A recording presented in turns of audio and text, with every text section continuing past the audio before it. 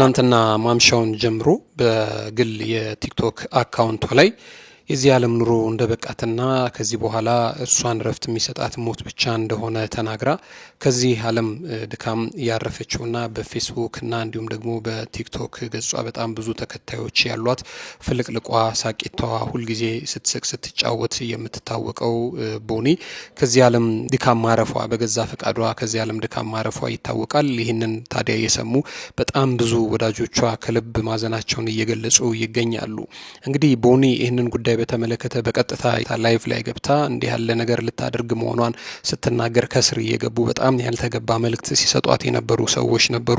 እነዚህ ሰዎች ታዲያ ከዚህ በፊትም አንዳንድ ጉዳዮቿ ላይ እንደዚሁ እየገቡ የሚነቅፏት የሚሰድዋት ሰዎች እንደሆኑ መታወቅ ችሏል። ታዲያ ቦኒ ህይወት በቃኝ፣ ከዚህ በኋላ እረፍት ነው የሚያስፈልገኝ፣ እረፍት ደግሞ የሚሰጠኝ ከዚህ ዓለም ድካም ማረፌ ነው ብላ በገዛ እጇ ህይወቷን ለመንጠቅ ሙከራ በምታደርግበት ሰዓት ላይ እንግዲህ በጣም ብዙዎች ከስር እየገቡ ሲዘባበቱባት ነበረ።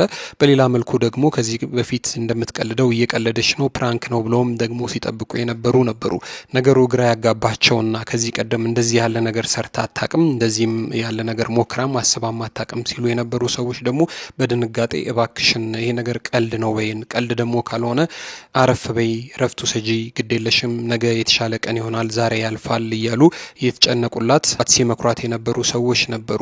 ቦኒ ግን ነገሩ እጅግ በጣም ከብዷት ኖሮ እውነትም ከዚህ ዓለም ድካም ማረፍ ችላለች ማለት ነው። የመጨረሻ ቪዲዮዎቿን ሰርታ እንግዲህ የቦኒ ጉዳይ ብዙዎችን አስደንግጧል። ዓለም ላይ እጅግ በጣም ሳቂታ ናቸው የሚባሉ ሰዎች፣ ፍልቅልቅ ናቸው የሚባሉ ሰዎች፣ በየአደባባዩ ስቀው የሚያስቁ ተጫውተው የሚያጫውቱ ሰዎች በሙሉ አጠገባቸው ሰው የለም። ውስጣቸው ብዙ የሚያስከፋቸውና ለክፉ ቀን የሚዳርጋቸው የሚገፋቸው እጅግ በጣም ጭንቀት ጥበትና ሌሎች የማይናገሯቸው በሽታዎች እንዳሏቸው ከስነ ልቦና ጋር ተያይዞ ጥናት ያጠኑ ሰዎች እየተናገሩ ይገኛሉ።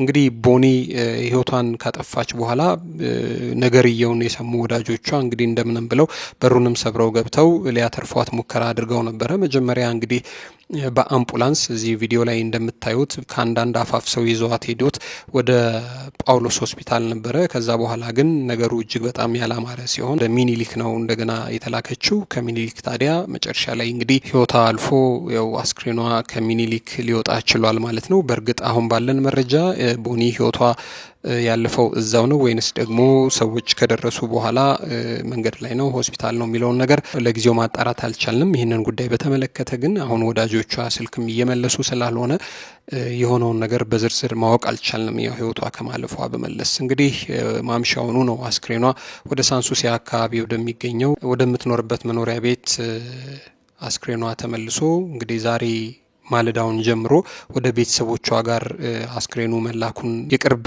ከሆነ ሰው አንዳንድ መረጃዎች ለማግኘት ችለናል። ነገር ግን አማርኛ ቋንቋን በቅጡ መናገር ባለመቻሉ ምክንያት መረጃውን የሰጠን ሰው ያለውን ጉዳይ በተመለከተ በዝርዝር ሊነግረን አልቻለም። አሁን ትልቁና የሚያሳዝነው ነገር እንግዲህ ቦኒ እዚህ እጅግ በጣም ብዙ መከራ ብዙ ስቃይ ያየች ሰውነች፣ በጣም ብዙ የለፋች ሰውነች ህይወትን ለመቀየር። ታዲያ በዚህ ሁሉ መከራና ስቃይ መካከል ለፍታ ጥራ ግራ ዛሬ ለተሻለ ደረጃ ላይ ደረስኩ ብላ ባለችበት ሰዓት ላይ እንደዚህ ያለ ነገር መከሰቱ በጣም ብዙዎችን ያስደነገጠ ጉዳይ ሆኗል። በልጅነቷ ትዳር ይዛለች። ትዳሯ እጅግ በጣም ደስተኛ ነች። ከባለቤቷ ጋር ያላቸው ፍቅር፣ ቤት ውስጥ የሚላፉት የሚቃለዱት ነገር ብዙዎችን የሚያስቀና ነው እንግዲህ እና በጣም የሚያሳዝን ነገር ነው። በጣም ለባለቤቷ ያላት ፍቅር የሚገርም ነው። እንግዲህ ትቀብጥበታለች፣ እንደ ህፃንም ልጅ ነው የምትሆነው። እሱም ደግሞ እንደዚህ ያለ ያቀብጣታል። እንግዲህ አንድም ቀን ቪዲዮቸው ላይ ሲኳረፉም ሲጣሉም ታይተው አይታወቁም። ቪዲዮቸው ላይ የሚታየው ሳቅ ጨዋታ የእውነት መሬት ላይ ያለ ህይወታቸው ነው።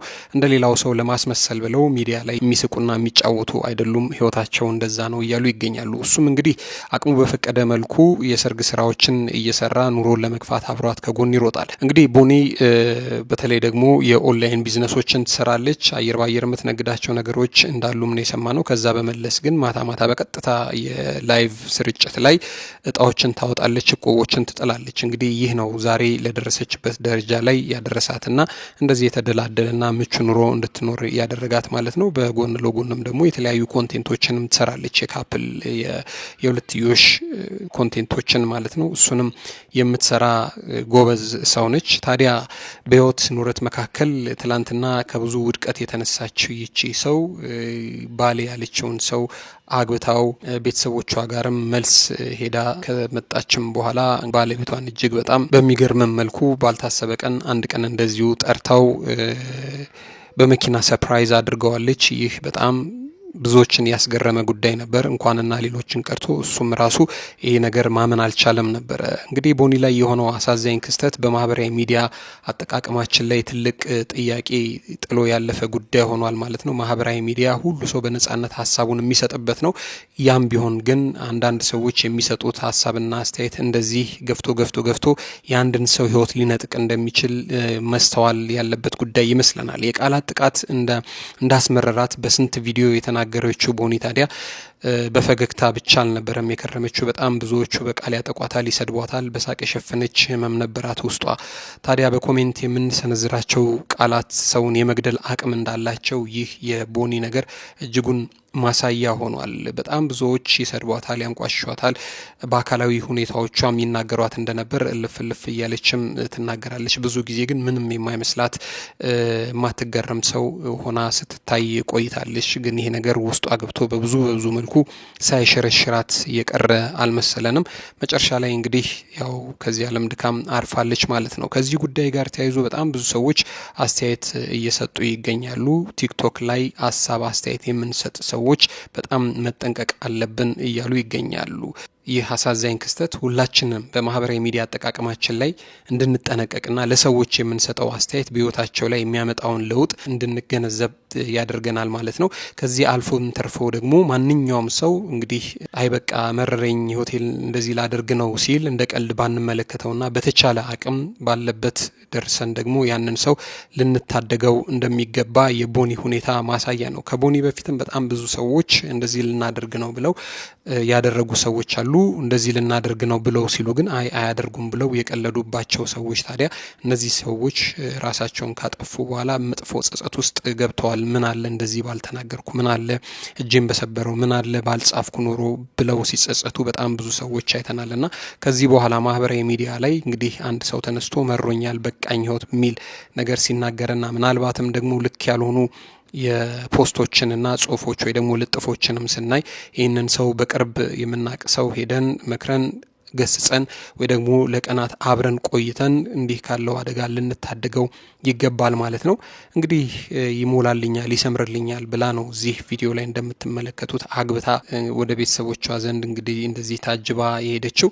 ታዲያ ዛሬ ግን እናት ወልዳ ከብዳ የልጅ ልጅ ታሳየኛለች ብለው ሲጠብቁ የነበሩ እናት በሚያሳዝን መልኩ የዓለም ቀረና ያደስታቸው ያተስፋቸው ቀረና ዛሬ አስክሬን ነው ወደ ቤታቸው ይሄድላቸው ያለው። ለሰርጓ እንደዚህ የተምነሸነሸች በት መንገድ ላይ ነው እንግዲህ አስክሬኗ ተጭኖ በዚሁ አስፋልት ላይ ወደ ቤተሰቦቿ ዘንድ እየሄደ ያለው።